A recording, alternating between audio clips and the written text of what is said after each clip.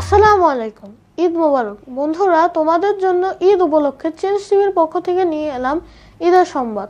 তোমরা সবাই কেমন আছো? আমি ভালো আছি আলহামদুলিল্লাহ। চলো তাহলে আমরা শুরু করি। তোমাদের সঙ্গে আছি আমি, শেখ মইসুমহান। মা হচ্ছে পৃথিবীর সবচেয়ে মধুর শব্দ। মাকে ভালোবাসে না এমন সন্তান কখনোই খুঁজে পাওয়া যাবে না। চলো বন্ধুরা, মাকে নিয়ে সবচেয়ে বিখ্যাত এক উপন্যাসের গল্প শুনে আসি। রাশিয়ার কথা সাহিত্যিক ম্যাক্সিম গোর্কির উপন্যাস মা প্রথম প্রকাশিত হয় 1906 সালে। পৃথিবীর বহু ভাষায় এটি অনুদিত হয়েছে। এই বইটির বাংলা অনুবাদ করেছেন পুষ্পময়ী বসু। এই উপন্যাসে মায়ের নাম পেলেগোয়ানিলোভনা। তার স্বামী ছিল মাতাল। স্বামীর অত্যাচারে ছেলে পাভেলকে নিয়ে অনাহারে অনাদরে জীবনযাপন করতে থাকেন। বাবা মারা যাওয়ার পর পাভেল সমাজ পরিবর্তনের কাজে যুক্ত হয়ে পড়েন। এক পর্যায়ে জেলে যেতে হয় পাভেলকে। জেলে যাওয়ার পরই মা নিজেই ছেলের অবশিষ্ট কাজ শুরু করেন। তিনি রাশিয়ার সংগঠিত অক্টোবর বিপ্লবের ইশতেহার বিলি শুরু করেন। এভাবে ওই মা হয়ে ওঠেন সব বিপ্লবীর মা। চলো বন্ধুরা, এবার মাকে নিয়ে একটি হাদিসের গল্প শুনে আসি। হযরত কাব ইবনে ওজরা রাদিয়াল্লাহু তাআলা আনহু বর্ণনা করেন, রাসূল সাল্লাল্লাহু আলাইহি সাল্লাম একদিন মসজিদে নববীর মিম্বরের প্রথম সিঁড়িতে পা রাখলেন আর বললেন আমিন। দ্বিতীয় সিঁড়িতে পা রাখলেন, আবার বললেন আমিন। তৃতীয় সিঁড়িতে পা রাখলেন আর তখনও বললেন আমিন। হযরত কাব ইবনে ওজরা বলেন, তিনি যখন মিম্বার থেকে নামলেন আমরা তার কাছে আমিন বলার কারণ জানতে চাইলাম। বললাম, হে আল্লাহর রাসূল, এর আগে তো আপনাকে কখনো এভাবে আমিন বলতে শুনিনি। উত্তরে নবীজি সাল্লাল্লাহু আলাইহি ওয়াসাল্লাম বললেন, প্রথম সিঁড়িতে পা রাখার সময় হযরত জিবরিল আলাইহিস সালাম বললেন, ধ্বংস হোক সে ব্যক্তি যে রমজান মাস পেল কিন্তু তার গুনাহ মাফ করাতে পারল না। তখন আমি বললাম আমিন। দ্বিতীয় সিঁড়িতে পা রাখার সময় হযরত জিবরাইল আলাইহিস সালাম বললেন, ধ্বংস হোক সে ব্যক্তি যার কাছে আপনার নাম উচ্চারিত হলো অথচ সে আপনার প্রতি দুরূদ পাঠ করল না। তখন আমি বললাম আমিন। তৃতীয় সিঁড়িতে পা রাখার সময় হযরত জিবরাইল আলাইহিস সালাম বললেন, ধ্বংস হোক সে ব্যক্তি যে বৃদ্ধ বাবা মা উভয়কে অথবা একজনকে পেল অথচ নিজেকে জান্নাতে প্রবেশ করাতে পারল না, অর্থাৎ তাদের খেদমতের মাধ্যমে নিজেকে জান্নাতবাসী করতে পারল না। আমি বললাম আমিন। মুসলিম তিরমিজি। নবীজি সাল্লাল্লাহু আলাইহি ওয়াসাল্লামের এই হাদিসের আলোকে আমরা বলতে পারি মা বাবার প্রতি সন্তানকে সবসময় দায়িত্বশীল হতে হবে, তবেই সন্তান হতে পারবে জান্নাতের অধিবাসী। বন্ধুরা, তোমাদের জন্য এবার থাকছে একটি অসাধারণ মায়ের গান। গানটি নিয়ে আসছে সবার প্রিয় কণ্ঠশিল্পী মুজাহিদ।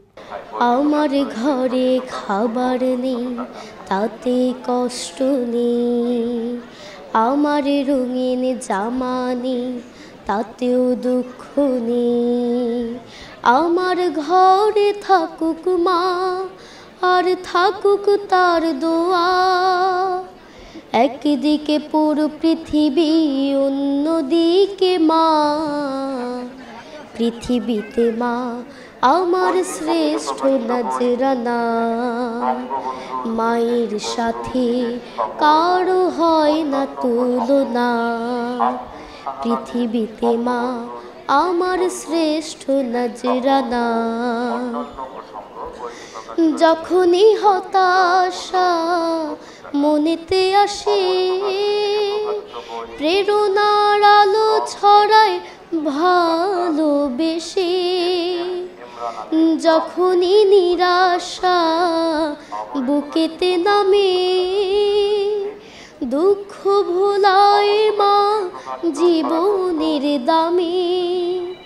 মায়ের মধুর হাসি যেন সুরের ব্যঞ্জনা।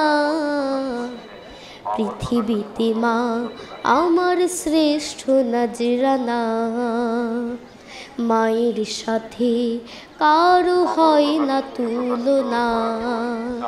পৃথিবীতে মা আমার শ্রেষ্ঠ নজরানা, মায়ের সাথে কারো হয় না তুলনা। বন্ধুরা, তোমরা নিশ্চয়ই করোনা ভাইরাসের নাম শুনেছো। করোনা ভাইরাস চলে গেলেও এখনো কিন্তু অনেক জায়গায় আবার এই ভাইরাসের আক্রমণ শুরু হচ্ছে। চলো এই বিষয়ে সতর্কবার্তা জেনে নিই আমাদের বন্ধু আরিজ মুমিনিন মানাফের কাছ থেকে। আসসালামু আলাইকুম, আমি আরিজ মুমিনিন মানাফ। এই যে করোনা ভাইরাসে মানুষ মারা যাচ্ছে, করোনা ভাইরাসের কারণে সবার নিয়ম মতো চলে না, কারণ এদের সমস্যা আছে। সবসময় ভালো করে মাস্ক পরতে হবে, হ্যান্ড স্যানিটাইজার করতে হবে, আর ওয়াশ করতে হবে ভালো করে। করোনা ভাইরাস বন্দি অনেক মানুষরা মারা গিয়েছে, অনেক মানুষ মারা গিয়েছে, শুধু অল্প মানুষ আছে এখন। সব মানুষ হসপিটালে অনেক ভরে গিয়েছে, আরো রোগী আসছে, ডাক্তার কোন জায়গা পাবে, জায়গায় করতে পারছে না এখন। মাস্ক পরে ঠিক মতো করে হ্যান্ড ওয়াশ করে আর হ্যান্ড স্যানিটাইজার করে, আর সবসময় বাইরে গিয়ে এরকম যদি হাঁচি আসে তখন কোনিতে হাঁচি দেবে, হাঁচু করে হাঁচি দেবে। করি না করতে মন চায় না, তারপরে টিস্যু দিয়ে একটা ছিঁড়ে হাঁচিও করে ডাস্টবিনে ফেলে দিতে হবে। তারপরে তখন শুধু হাতে হাঁচি দেয়, তখন অনেক জীবন হলো না, তখন ভালো করে হ্যান্ড ওয়াশ করতে হবে। হ্যাঁ, তারপরে প্রথমে এরকম করা, তারপরে সেকেন্ডে এরকম করা, থার্ডে এরকম করা, ফোর্থে এরকম করা, তখন ফিফথে এরকম করা, তখন সিক্সথে এরকম করা, তারপর সেভেন্থে এরকম করা, তারপর এইটে এরকম করা, নাইনে এরকম করা, তারপরে 10-এ এরকম ভালো করে হাত ঘুষে কল বন্ধ করে তখন চলে গেল।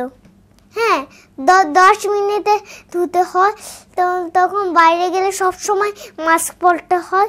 সবাই কিন্তু এটা মনে রাখবেন। আসসালামু আলাইকুম। বন্ধুরা, এবার একটি সম্পর্কের গান আমরা দেখব। গানটি গিয়েছে আমাদের সবার প্রিয় সাইফা ও আরজু।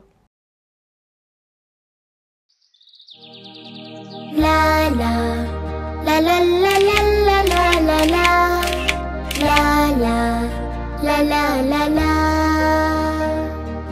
ছলে মলে মুখ সোনার মেয়ে, তুমি আমার বোন, বুকের মধ্যে লটকে রাখবো সারাটি জীবন। তুমি আমার চোখের ময়না, মনের প্রশান্তি, তোমার স্নেহ আমার কাছে সবুজ সবুজ বন। ছলে মলে মুখ সোনার মেয়ে, তুমি আমার বোন, বুকের মধ্যে লটকে রাখবো সারাটি জীবন। তুমি আমার চোখের ময়না, মনের প্রশান্তি, তোমার স্নেহ আমার কাছে সবুজ সবুজ বন।